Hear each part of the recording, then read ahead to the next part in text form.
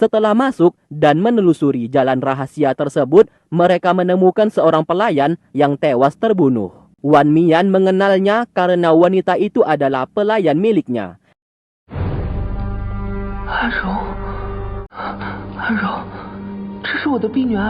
Di sana juga terdapat jejak kaki yang sangat aneh. Lian yang melihat itu lantas berkata, jejak tersebut pastinya bekas pijakan dari salah satu murid biksu di kuil Pudu, karena para muridnya menggunakan sendal khusus, dan bisa dipastikan pencurinya salah satu dari murid biksu kuil Pudu.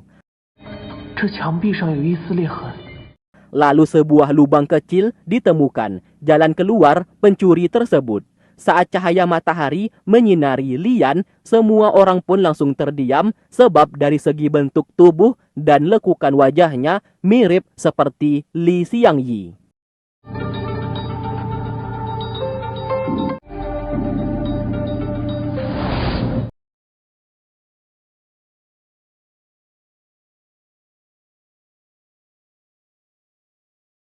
Saat di kuil Pudu, sang biksu memberikan informasi kepada Balai Baicuan kalau memang benar terdapat salah satu muridnya yang sedikit mencurigakan, yang bernama Jiang Ren, dan saat ini menghilang entah kemana. Setelah diselidiki, Fang menemukan sebuah surat yang terbakar. Pelayan milik Wan Mian yang tewas terbunuh ternyata memiliki hubungan kepada Jiang Ren. Dan memang benar, Jiang Ren yang mencuri pedang legenda tersebut dengan memanfaatkan salah satu pelayan yang merupakan kekasihnya sendiri. Setelah itu, sang biksu mengajak Wan Mian mengobrol bersamanya sebentar, yang ternyata ia ingin mempertemukannya dengan tabib Lian. Di sini sang biksu berusaha membuat Wan Mian sadar pria di hadapannya itu adalah Li Xiangyi. Tentu saja Lian menyadari maksud dari sang tabib. Alhasil, Lian berusaha menghindari kontak mata ataupun berbicara langsung kepada Wan Mian dengan alasan ingin mengambil air minum untuknya. Saat memegang sebuah gayung, Wan Mian menyadari kebiasaan Li Xiangyi sama sepertinya, yaitu selalu memainkan jari telunjuk saat memegang suatu barang. Karena hal tersebut, ia pun mulai berpikir Lian adalah Li Xiangyi. Masih belum percaya atas apa yang ia lihat, ia pun memilih pergi. Tak lama kemudian, Di Fiseng datang ke sana dan meminta Lian untuk tidak mengurusi masalah percintaannya. Kalau mau, jasad kakak angkatnya itu bisa ditemukan. Tentu saja Lian menepis tuduhannya dan tidak mungkin ia mau mengurusi masalah seperti itu lagi.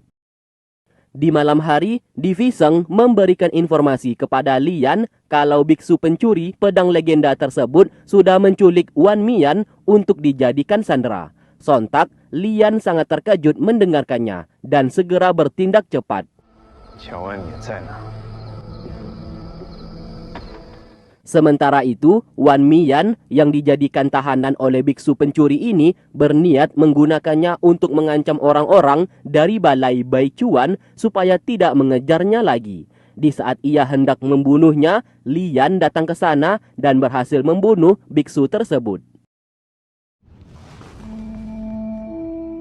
Saat hendak pergi, Lian tak sengaja melihat gelang yang dipakainya dan teringat di masa lalu, dikala itu ia kembali ke sekte Sigu sehabis berduel dengan Di Fiseng. Terdengar jelas Wan Mian berkata di sana kalau ia sudah lelah mengejar Li Xiangyi karena selama ini Li Xiangyi selalu mengabaikannya dan lebih mementingkan dunia persilatan. Wan Mian bahkan sudah mengirim surat kepada Li Xiangyi sebulan yang lalu. Mendengarkan hal tersebut, ia pun segera pergi ke kuil untuk membaca surat tersebut yang berisikan Wan Mian mengajaknya putus sebab ia sudah tidak tahan lagi diabaikan dan tidak dianggap olehnya. Membaca surat itu, Lian sangat bersedih. Ia baru sadar sikapnya kepada Wan Mian selama ini sudah salah. Kembali ke masa sekarang, ia pun segera membawanya pergi meninggalkan tempat tersebut. Namun sesaat, Wan Mian terjatuh karena penyakit di tubuhnya kembali kambuh. Ternyata selama ini ia memiliki riwayat penyakit asma sejak kecil dan tidak boleh kecapean. Tiba-tiba, Wan Mian yang melihat Lian menyadari pria di hadapannya ini adalah Li Xiangyi. Namun di sini, Lian terus menutupi identitasnya. Setelah itu, ia pun menggendongnya untuk dibawa kembali. Setelah tersadar dari pingsan, Wan Mian terus menyebut nama Li Xiangyi. Melihat kantong kecil di baju Lian, ia pun langsung teringat kantong itu milik Li Xiangyi dan kenapa berada dengan dirinya. Lian menjelaskan kantong kecil tersebut didapatkan saat ia berada di tepi pantai. Karena bagus, ia pun mengambilnya. Di sana Wan Mian hanya bisa menangis sambil memeluk kantung kecil tersebut. Tak lama kemudian, Xiao datang ke sana dan hendak menyerangnya. Atas tuduhan membuat Wan Mian terluka. Fang segera menghentikan serangannya tersebut. Di sana, Lian menjelaskan kalau dirinya lah yang menyelamatkan Wan Mian dari tangan biksu pencuri barusan. Dan hal tersebut dibenarkan oleh Mian. Karena kesalahpahaman, Xiao segera membawanya pergi. Keesokan paginya, ketiga pemimpin balai yang merupakan mantan petinggi dari sekte Sigu mulai mencurigai identitas Lian, yang merupakan Li Xiangyi, pemimpin mereka. Salah satu pemimpin balai berbaju hitam yang bernama Yun Bi mengatakan ia ingin menguji apakah Lian ini pemimpin mereka yang sedang menyamar atau bukan.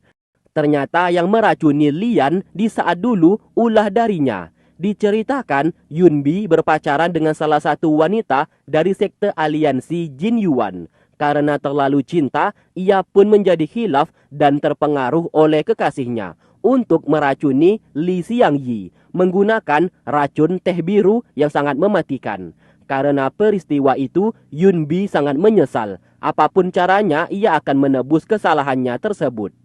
Sui yang datang ke sana masih sangat kesal atas tindakan bodoh yang dilakukan Yun Bi saat dulu yang membuat Li Xiangyi pemimpin mereka tewas terbunuh akibat berduel melawan Di Fisheng. Kalau tidak keracunan, mungkin saja Li Xiangyi berhasil mengalahkan Di Fisheng waktu itu. Untuk membuktikan apakah Lian adalah Li Xiangyi atau bukan, mereka pun datang menemuinya dan memperbolehkan ia mencabut pedang legenda tersebut. Hal itu sengaja mereka lakukan untuk mengujinya. Tentu saja Lian sadar kalau dirinya sedang diuji. Apabila ia mencabut pedang itu, maka identitasnya akan ketahuan. Alhasil, ia pun pura-pura lemah dan tidak mampu mencabut pedang tersebut dari sarungnya.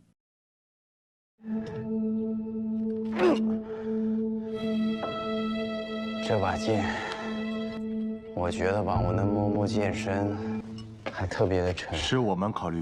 Tidak menyerah, mereka lalu memintanya untuk melepaskan topeng tersebut agar bisa melihat wajahnya secara langsung. Terpaksa, Lian kembali berbohong kalau ia seorang tabib, memiliki banyak musuh di luar sana, dan terpaksa menggunakan topeng supaya tidak ada orang yang mengenalinya. Untuk saat ini, ia tidak bisa menunjukkan wajahnya ke siapapun.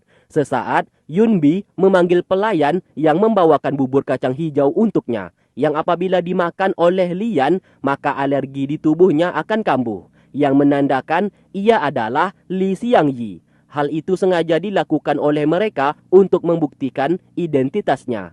Siapa sangka, Lian dengan santai memakan bubur kacang hijau tersebut tanpa ada reaksi apapun di tubuhnya. Ternyata selama menjadi tabib, ia sudah mengobati alerginya terhadap bubur kacang hijau, dan identitasnya pun aman saat ini. Setelah mereka pergi, Yun Bi sesaat meminta pendapat kepadanya. Dahulu kala ia sudah meracuni Li Xiangyi dan sangat menyesal melakukan hal bodoh seperti itu. Sebagai orang awam, apakah Lian akan marah atau tidak apabila seseorang meracuninya seperti itu? Lian menjawab, pastinya ia akan sangat marah. Namun selama orang itu sudah menyesali perbuatannya, maka ia pasti akan memaafkannya. Mendengarkan hal itu, Yun Bi sedikit lega dan berharap Li Xiangyi di surga sana sudah memaafkannya saat ini. Tak lama kemudian, Wan Mian datang ke sana dengan maksud meminta kantung kecil tersebut, sebab hanya barang itu peninggalan milik Li Xiangyi saat ini. Lantas ia segera memberikan kepadanya. Sesaat, Wan Mian menyesal mengirim surat kepada Li Xiangyi dan memutuskan hubungan mereka. Apabila waktu bisa diputar, ia tak akan melakukan hal tersebut. Namun karena kekasihnya sudah meninggal, kantung kecil itu pun ia bakar supaya bisa melupakannya dan bisa memulai hidup yang baru. Singkat cerita, Lian kembali diperiksa oleh sang biksu dan kini racun di tubuhnya semakin lama semakin parah, bahkan umurnya hanya tersisa 3 bulan lagi. Satu-satunya cara agar ia tidak cepat mati, Lian dilarang menggunakan tenaga dalamnya, yang saat ini hanya tersisa 10% saja. Tenaga dalam itu berguna untuk menekan racun di tubuhnya sendiri. Apabila ia gunakan untuk bertarung, maka umurnya akan menjadi pendek. Lian berkata ia sudah tahu yang meracuninya adalah orang-orangnya sendiri di sekte Sigu, yang tak lain adalah Yunbi. Ia juga tahu Yunbi melakukan itu pasti atas paksaan dari kekasihnya, yang berasal dari sekte aliansi Jin Yuan yang bernama Bunga. Namun masalah ini sudah berlalu, ia pun sudah tidak memperdulikannya lagi. Sesaat, Di Fiseng yang mendengarkan hal itu sangat terkejut. Ternyata duelnya 10 tahun yang lalu tidak seimbang, sebab Lian sudah diracuni. Dalam kondisi seperti itu saja, Lian mampu mengimbangi kekuatannya, apalagi kalau Lian tidak keracunan. Dari sinilah Di Fiseng sadar dirinya masih sangat lemah dan belum mampu melampaui kekuatan Lian. Setelah biksu itu pergi, ia pun masuk ke dalam untuk memastikan apakah ia keracunan atau tidak. Lian membenarkan perkataannya. Kalau 10 tahun yang lalu, di saat mereka berdua berduel, ia sudah keracunan teh biru. Di Fiseng menyadari racun teh biru berasal dari sekte aliansi Jin Yuan miliknya, yang sudah pasti pelakunya adalah bawahannya sendiri, yaitu Bunga. Lantas ia pun berniat menyembuhkan racun di tubuh Lian. Setelah tenaga dalamnya kembali, ia akan mengajaknya berduel sekali lagi untuk menentukan siapa yang terhebat di antara mereka. Karena hanya itulah ambisinya saat ini. Lalu mereka pun membuat perjanjian. Lian bersedia diobati olehnya dan bertarung kembali. Ia juga bersedia memberikan obat penawar kepadanya agar tenaga dalam Di Fiseng juga ikut pulih. Namun syaratnya, Di Fiseng harus membantunya menemukan jasad kakak angkatnya terlebih dahulu. Perjanjian itu pun mereka sepakati. Setelah itu, Di Fiseng memanggil pasukannya untuk mencari cara mengobati seseorang yang telah terkena racun teh biru. Ia juga memerintahkan memeriksa identitas Fang Dobing saat ini. Setelah itu, ia bersama Lian hendak pergi ke paviliun Calian. Sebab Di Fiseng berkata terakhir kali seseorang yang bernama Si Hun pergi ke sana. Si Hun salah satu anggota sekte aliansi Jin Yuan miliknya yang memegang barang bukti beserta catatan siapa yang membunuh San Gudao, kakak angkatnya tersebut 10 tahun yang lalu. Singkat cerita, mereka telah tiba di Kabupaten Suyu. Saat mendatangi paviliun Calian, terdapat kata-kata bela sungkawa di sana. Seperti baru saja ada seseorang yang meninggal. Lalu nenek-nenek tua pengurus paviliun menyambut kedatangan mereka dan mempersilakan masuk ke dalam. Saat masuk ke dalam, Lian sudah merasakan ada kejanggalan dan keanehan di tempat tersebut, terutama teratai yang tumbuh di kolam di sana yang sangat mencurigakan. Pemilik paviliun yang bernama Tuan Gu sedang memarahi pelayannya dan hendak memukulnya karena sudah melakukan kesalahan. Hal itu dihentikan oleh Fang sambil menunjukkan identitasnya berasal dari Balai Baicuan. Lalu Tuan Gu mengajak mereka masuk ke dalam dan ia menjelaskan, kemarin anak laki-lakinya hendak menikah. Namun calon pengantinnya tiba-tiba meninggal dan mayatnya mengapung di kolam teratai. Hal tersebut sudah kedua kalinya terulang, yang dimana Tuan Gu di saat dulu juga pernah ingin menikah, namun calon istrinya meninggal dalam kondisi yang sama. Jasadnya mengapung di atas kolam. Begitu juga dengan calon mempelai wanita dari anaknya saat ini yang juga meninggal seperti itu. Rumor mengatakan baju pengantin wanita turun-temurun dari keluarganya saat ini yang selalu mencari tumbal. Mendengarkan hal itu, Fang akan menyelidikinya lebih lanjut untuk menemukan apakah terdapat seseorang di balik tewasnya kedua mempelai wanita yang meninggal tersebut. Di sana Tuan Gu yang ingin menolak tidak bisa berbuat apa-apa dan hanya bisa mengiyakan permintaannya. Secara frontal, Divi Seng bertanya keberadaan seseorang yang bernama Si Hun karena orang itu yang mereka cari saat ini, makanya datang ke sana. Sesaat Tuan Gu langsung terdiam dan menjawab kalau ia tidak pernah bertemu dengan seseorang yang bernama Si Hun.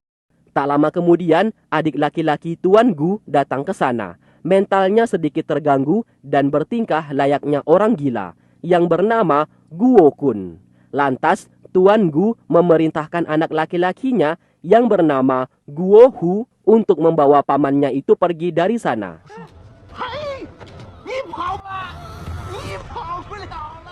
Singkatnya, Lian bersama Fang memeriksa jasad wanita di sana yang merupakan calon mempelai milik Guo Hu, anak laki-lakinya Tuan Gu. Saat diperiksa, terdapat luka memar di bagian leher dan tubuhnya. Kalau memang mati tenggelam, kenapa bisa terdapat luka seperti itu? Guo Hu langsung masuk ke dalam dan memarahi mereka yang main asal masuk saja. Fang menjelaskan mereka dari Balai Baichuan yang akan menyelidiki kasus kematian calon pengantinnya itu. Lalu Guo Hu bercerita di malam sebelum pernikahannya, kekasihnya itu ditemukan sudah meninggal di atas kolam teratai. Tak lama kemudian, Divi Seng datang ke sana memberikan sebuah lukisan milik Si Hun, orang yang mereka cari, serta mengajak mereka pergi ke suatu tempat. Setelah sampai, Guo Hu berkata ruangan itu merupakan kamar milik ayahnya bersama wanita yang hendak dinikahi oleh ayahnya yang bernama Nona Su, namun sudah meninggal. Karena hal itu, ayahnya tidak menggunakan kamar itu lagi dan dibiarkan terbengkalai. Ia pun teringat 10 tahun yang lalu memang terdapat seorang pria yang datang ke pavilion cailan miliknya. Namun orang tersebut langsung menghilang begitu saja. Mendengarkan hal itu, mereka pun sadar Tuan Gu sudah berbohong kepada mereka. Dan di sana terlihat jelas banyak sekali lukisan milik Si Hun yang membuktikan Si Hun pernah datang ke sana. Lalu Tuan Gu datang ke sana karena ketahuan berbohong sebelumnya. Ia pun pura-pura baru mengingat 10 tahun yang lalu memang ada seseorang pria yang datang ke pavilion miliknya. Pria itu diselamatkan oleh Nona Su, calon istrinya. Dan setelah itu, pria tersebut pergi meninggalkan banyak lukisan, yang mungkin saja lukisan itu untuk Nona Su sebagai tanda terima kasih karena sudah diselamatkan. Mengenai keberadaannya, ia tidak tahu lagi karena kejadian itu sudah sangat lama. Lalu, mereka yang pergi sedikit tidak percaya atas ucapan Tuan Gu barusan. Lian bersama Divi Seng curiga terdapat sesuatu hal yang sedang ditutupi oleh Tuan Gu. Mendengarkan hal itu, Fang yang saat ini tidak tahu apa-apa lantas bertanya siapa Si Hun dan apa yang sedang mereka selidiki saat ini. Sayangnya mereka berdua belum mau menjawab. Alhasil, Fang menjadi sangat kesal. Di malam hari, Fang mencoba mengintip pembicaraan antara mereka berdua supaya bisa tahu apa yang sedang mereka sembunyikan. Namun secara tiba-tiba terdapat penyusup yang langsung dikejar olehnya, yang ternyata penyusup itu adalah Guo Kun, adiknya Tuan Gu. Di sana, Fang sangat terkejut, ternyata ia bisa bela diri dan berhasil kabur dari kejarannya.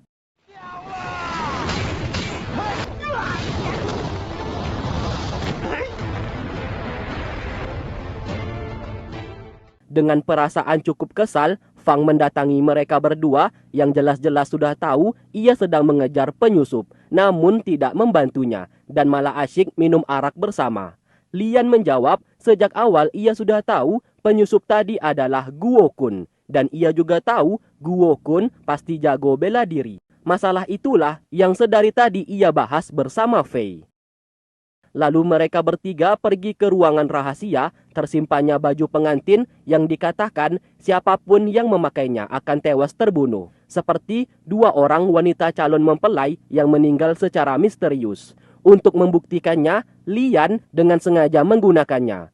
Setelah dipakai, ia sadar baju pengantin itu sangat berat, bahkan ia sendiri sulit untuk berjalan. Lalu kejanggalan berikutnya terletak pada cermin, yang anehnya berada di luar, bukan di kamar. Saat dihampiri, cermin itu menempel pada sebuah batu. Lian menyadari kontur tanah di sana sangat licin, dan terdapat bebatuan yang bisa dikatakan sangat berbahaya.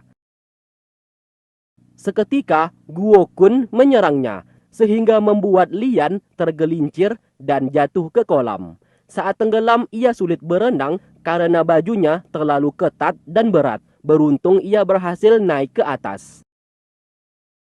Setelah itu, Tuan Gu datang ke sana untuk mempertanyakan apa yang sudah terjadi. Dari sinilah Lian mulai menjelaskan semuanya mengenai penyelidikan atas kematian para calon mempelai wanita. Ia pun mengulang reka adegan tersebut. Kemungkinan calon wanita yang menggunakan baju pengantin datang ke sana untuk bercermin. Terlebih lagi, baju tersebut sangatlah berat dan ketat. Lalu, Guo Kun datang membawa tengkorak untuk menakut-nakuti mereka, sehingga calon mempelai wanita yang terkejut lalu terpeleset karena tanah di sana sangat licin. Tubuhnya terbentur bebatuan dan tercebur ke kolam. Karena bajunya berat, makanya sulit untuk naik ke permukaan dan tewas tenggelam.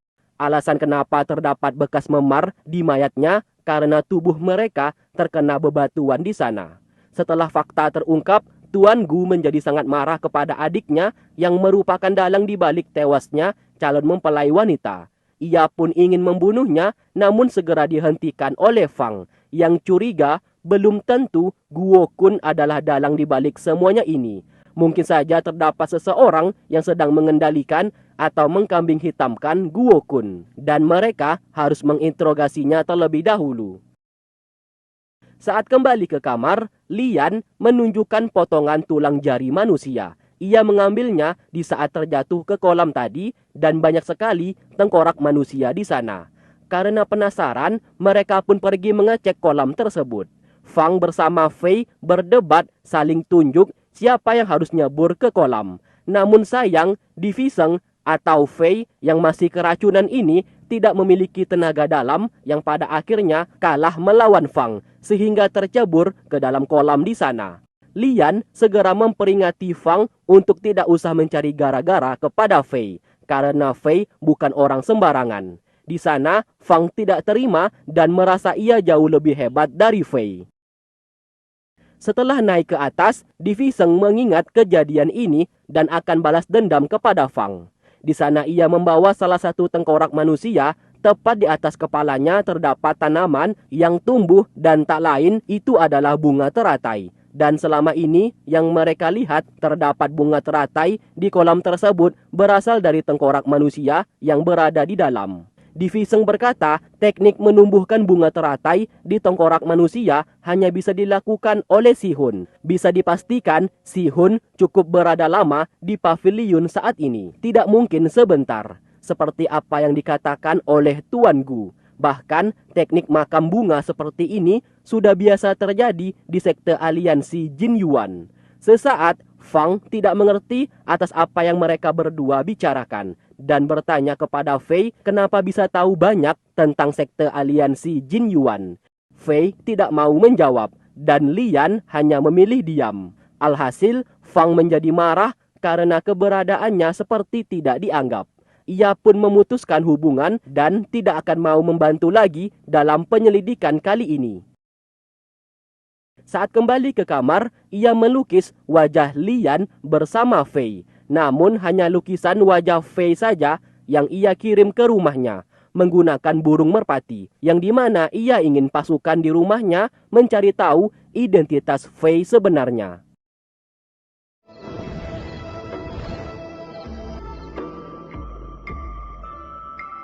Keesokan harinya, Fang masih kesal atas kejadian tadi malam sesaat ia melihat para pelayan yang memasak sebuah obat khusus yang akan diberikan kepada Guo Kun, namun obat itu tiba-tiba dibuang karena tidak sesuai resep dan harus membuat ulang. Secara diam-diam, Fang mengambil obat yang mereka buang untuk diselidiki.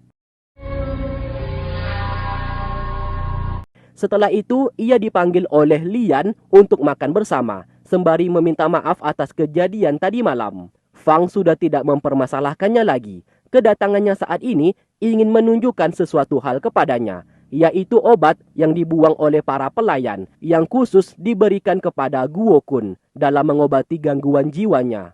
Terkuak sebuah fakta, selama ini resep obat dari dokter dalam mengobati gangguan jiwa milik Guo Kun telah diubah oleh Tuan Gu.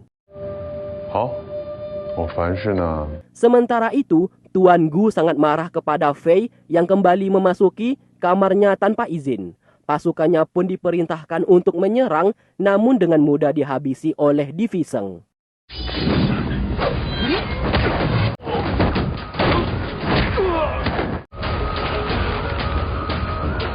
Lalu mereka pun datang ke sana dan Fang menunjukkan obat yang dibuang oleh para pelayannya, yang seharusnya obat tersebut sesuai resep dokter. Namun nyatanya para pelayan atas perintah dari Tuan Gu telah mengubah resep tersebut, sehingga gangguan jiwa yang dialami oleh Guo Kun, adiknya itu tidak kunjung sembuh.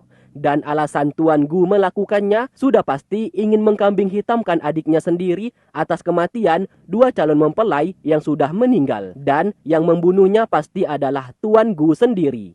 Di sana Tuan Gu terus menyangkal semua tuduhan mereka. Hingga pada akhirnya Di Fisheng yang kehabisan kesabaran lantas menyeretnya ke tepi kolam dan akan membunuhnya apabila tidak berkata jujur. Akhirnya Tuan Gu buka mulut, ia pun bercerita 10 tahun yang lalu. Calon istrinya tak sengaja menyelamatkan seorang pria yang bernama Si Hun. Lalu calon istrinya ini berniat kabur bersama Si Hun dan semuanya ini bisa terjadi akibat kesalahannya yang selalu menyiksa dan memukul calon istrinya tersebut. Yang mungkin membuat si calon tidak tahan atas perlakuannya dan memilih kabur dengan Si Hun, pria yang baru diselamatkannya. Karena sudah ketahuan, Tuan Gu sangat marah dan cemburu, lantas membunuh Si Hun. Sedangkan calon istrinya yang panik tak sengaja terpeleset, kepalanya terkena batu dan tenggelam ke dasar kolam di sana. Lalu tengkorak manusia yang berada di dalam kolam diangkat naik ke atas. Saat diperiksa, Di Fisheng menemukan tengkorak Si Hun yang selama ini berada di dalam kolam. Singkat cerita, mereka pun pergi membawa Tuan Gu bersama adiknya ke Balai Baichuan untuk mendapatkan hukuman atas apa yang mereka sudah perbuat. Sesaat, Lian baru teringat kasus kematian calon istrinya Guo Hu, anaknya Tuan Gu, belum mereka selidiki. Dengan segera, mereka pun kembali ke paviliun Calian. Dan benar saja, baru saja kembali, mereka melihat Guo Hu sedang terburu-buru meninggalkan paviliun.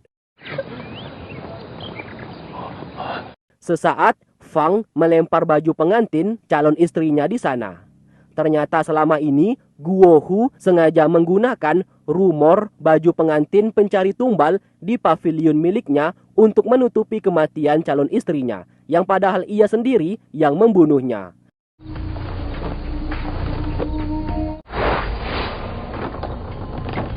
Guo Hu membenarkan perkataan mereka dan ia selama ini sudah muak terhadap ayahnya yang selalu mengatur kehidupannya, bahkan memaksa ia menikah dengan wanita yang tidak ia cintai. Maka dari itu ia membunuhnya dengan memanfaatkan rumor mengenai baju pengantin pencari tumbal. Di sana Guo Hu berniat pergi bersama kekasihnya.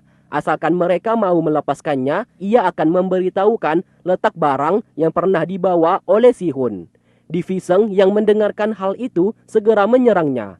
Guo Hu menggunakan pedang untuk menghancurkan cermin batu di sana yang tersimpan barang yang mereka cari.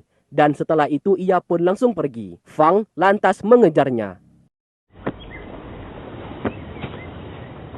Dari isi catatan milik Si Hun tertulis jasad San Gudao, kakak angkatnya Lian, disimpan ke dalam peti mayat dan ia kubur di belakang paviliun. Itulah alasan Si Hun datang ke paviliun tersebut untuk mengubur jasadnya. Lian segera menggali kuburan kakak angkatnya dan benar saja ia pun berhasil menemukannya di sana.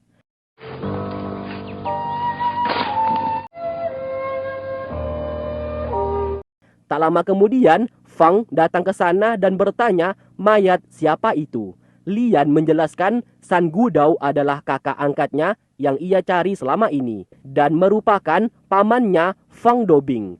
Tentu saja Fang sangat terkejut karena jasad itu adalah pamannya. Singkat cerita, Lian menguburkan jasad San Gudao tepat di sebelah makam gurunya. Dan kini tugasnya sudah selesai. Fang yang telah memberikan penghormatan meminta Lian untuk menceritakan kisah pertemuan antara pamannya dengan Li Xiangyi. Lian mulai mengingat masa lalunya yang dikala itu ia merupakan anak pengemis yang secara kebetulan ditolong oleh San Gudao yang sama-sama pengemis. Bahkan San Gudao rela mencuri makanan untuk Li Xiangyi sampai-sampai dipukul oleh preman sekitar. Kemudian mereka berdua diangkat menjadi murid oleh seorang guru yang bernama Musan. Dari sanalah Li Xiangyi bersama San Gudao diajari bela diri dan menggunakan pedang. Hingga suatu ketika Li Xiangyi mendirikan sebuah organisasi bela diri yang diberi nama Sekte Sigu dan menjadi pemimpinnya. Wakil sekte adalah kakak angkatnya sendiri, yaitu San Gudao. Semenjak berdirinya Sekte Sigu, banyak pendekar yang datang untuk menjadi pengikutnya. Hingga suatu ketika, San Gudao hendak membawa pasukan Sekte Sigu dalam berperang membasmi Sekte Aliansi Jin Yuan. Hal tersebut segera dihentikan oleh Li Xiangyi karena ia pemimpinnya, mereka semua harus mengikuti perintahnya. Alhasil, mereka berdua ini pun berdebat. Di satu sisi, San Gudao ingin membasmi Sekte Aliansi Jin Yuan, sedangkan Li Xiangyi menolak hal tersebut karena membahayakan nyawa pasukan Sekte Sigu. Ia berkata saat ini sudah menandatangani surat damai kepada Sekte Aliansi Jin Yuan. Apabila San Gudao menyerang, sama saja menghancurkan surat perdamaian tersebut. Di sini, San Gudao yang keras kepala justru menjadi marah dan memilih keluar meninggalkan Sekte Sigu dan memutuskan hubungan saudara di antara mereka. Karena ia menganggap Li Xiangyi sudah tidak sejalan lagi dengannya. Lalu singkatnya, Lian mendapatkan informasi kalau San Gudao tewas dibunuh oleh Sekte Aliansi Jin Yuan. Mendengarkan hal tersebut, ia pun segera pergi dan benar saja kakak angkatnya sudah tidak bernyawa di sana. Dikabarkan San Gudao tetap pergi menyerang Sekte Aliansi Jin Yuan yang berakhir tewas dibunuh. Lantas, Li Xiangyi yang menjadi sangat murka memberikan perintah untuk mengumpulkan seluruh pasukan dan menyerang Sekte Aliansi Jin Yuan untuk balas dendam kepada Di Fisheng. Kembali ke masa sekarang, ternyata sedari tadi Lian hanya termenung saja sambil mengingat masa lalu. Fang terus meminta untuk diceritakan hubungan pamannya bersama Li Xiangyi, namun sayang Lian berkata ia tidak tahu apa-apa mengenai Li Xiangyi bersama San Gudao. Kemudian setelah kembali ke rumah berjalan, Lian menyuruh Fang untuk belanja ke pasar agar nanti malam mereka bisa masak. Fang segera pergi ke pasar, namun di saat kembali, rumah berjalan sudah menghilang. Untuk yang kesekian kalinya ia pun ditinggal, yang membuatnya menjadi sangat marah. Di tempat lain, mereka berdua singgah di sebuah gubuk. Lian hendak mengobati racun yang telah ia masukkan sebelumnya ke dalam tubuh Di Fisheng, sesuai kesepakatan mereka. Setelah berhasil melakukannya, Lian berusaha kabur dari sana, namun sayang Di Fisheng berhasil mencegahnya untuk pergi. Dan kali ini, ia pun akan menyembuhkan racun di tubuh Lian, agar kelak mereka yang sama-sama memiliki tenaga dalam bisa kembali berduel untuk membuktikan siapa yang terhebat. Lantas, Lian dibawa menemui tabib iblis. Di sana tabib iblis sangat terkejut sebab racun teh biru, satu-satunya racun yang mustahil bisa disembuhkan, berada di tubuhnya. Namun ia akan berusaha semaksimal mungkin. Tabib iblis lalu membuat ramuan yang diberikan kepadanya untuk dipinum. Namun sayang, hal tersebut tetap tidak berguna. 喝那个。 Kemudian mereka membawa Lian ke sarang ular, yang dimana apabila ular itu menghisap darahnya, maka racunnya juga akan bisa ikut keluar. Dan lagi-lagi usaha mereka kembali gagal.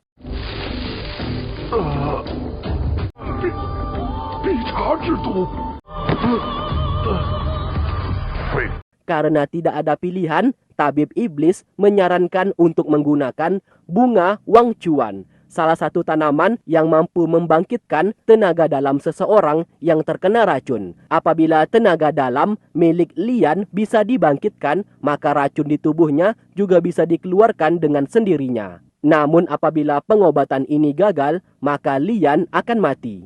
Mendengarkan hal itu, Lian hanya pasrah saja sebab cepat atau lambat ia juga pasti akan mati dengan sendirinya. Di Seng lalu memerintahkan tabib iblis untuk segera mendapatkan bunga tersebut. Lalu Di Seng berterus terang kalau yang membunuh San Gudao bukan dirinya. Sekte aliansi Jin Yuan terdiri dari 4 pemimpin yang bersatu, dan dirinya ditunjuk sebagai pemimpin aliansi tersebut. Orang yang bisa dicurigai membunuh kakak angkatnya itu adalah pendekar yang digelar Raja Neraka, salah satu dari pemimpin aliansi Jin Yuan. Sebab Raja Neraka pengguna pedang tangan kidal, dan kebetulan mayat San Gudao terdapat luka tusukan sebelah kanan yang hanya bisa dilakukan oleh orang bertangan kidal. Alasan Di Seng menyuruh Si Hun untuk menculik jasad kakak angkatnya itu 10 tahun yang lalu tak lain untuk diperiksa supaya bisa mengetahui siapa pelakunya. Secara tidak langsung, Di Seng di saat dulu berusaha membantunya mencari si pelaku. Namun karena kesalahpahaman, mereka pun bertarung. Padahal sudah sangat jelas di saat dulu mereka menandatangani surat perjanjian damai. Di Seng juga menunjukkan sebuah surat peninggalan milik San Gudao, yang faktanya di sini Fang adalah anaknya San Gudao.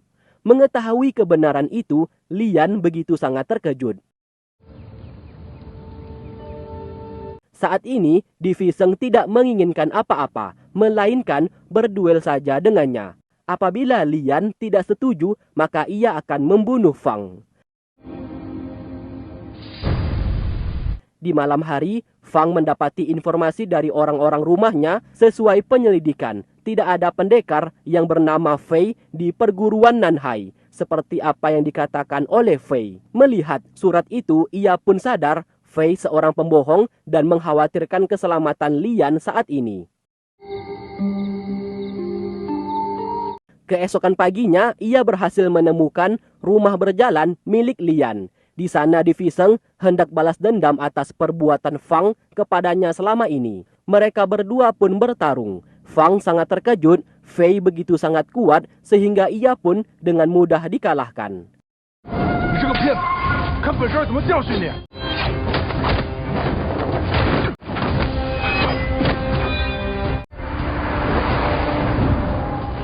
Beruntung, Lian datang tepat waktu untuk menghentikan mereka. Di Seng berkata, ia tidak akan membunuh Fang secara langsung, melainkan sudah memasukkan sebuah racun di tubuhnya. Apabila Lian tidak mau menyetujui permintaannya untuk berduel, maka obat penawarnya tidak akan ia serahkan, dan Fang akan mati secara perlahan. Singkat cerita, Di Seng kembali ke markas sekte aliansi Jin Yuan. Di sana ia merasakan tenaga dalamnya saat ini baru kembali sekitar 80% saja. Tak lama kemudian, Bunga datang ke sana dan berusaha menggodanya.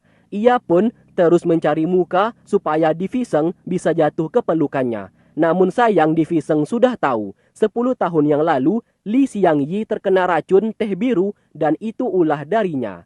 Ia pun mengancam apabila Bunga sekali lagi ikut campur, apalagi berusaha mencelakai Li Xiangyi, maka ia tidak akan segan-segan membunuhnya. Bunga beralasan melakukan itu supaya ia bisa menang saat berduel. Di Seng berkata ia tidak suka cara seperti itu. Duel yang adil yang ia mau saat ini, bukan dengan kecurangan.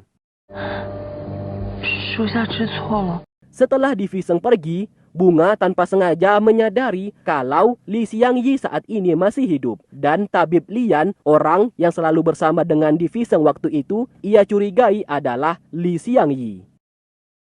Sementara itu, Fang yang telah sadar dari pingsannya merasa bersedih karena lagi-lagi ia selalu ditinggal. Siapa sangka kali ini Lian tidak meninggalkannya.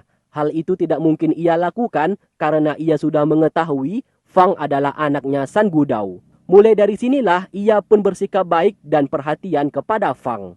Lalu ia pun berterus terang kalau orang yang dilawannya tadi adalah Di Fisheng, pemimpin sekte aliansi Jin Yuan. Sontak, Fang sangat terkejut mendengarkannya.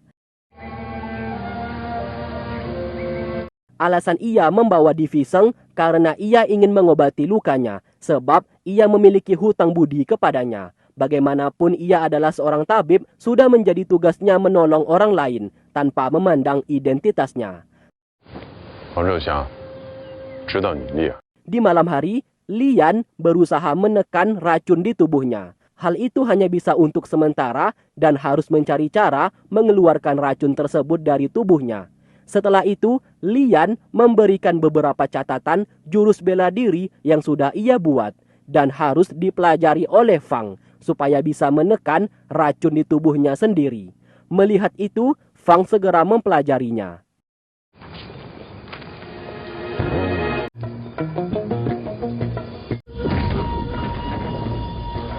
Kemudian, Fang merasa curiga bagaimana bisa ia mengetahui jurus bela diri, sedangkan ia tidak tahu cara menggunakan bela diri. Lian lagi-lagi berbohong kalau ia menulis ulang jurus tersebut dari sebuah buku peninggalan gurunya. Tentu saja di sini, Fang tidak percaya begitu saja, namun karena malas berdebat dengannya, ia pun tidak ingin memperpanjang masalah tersebut. 行吧。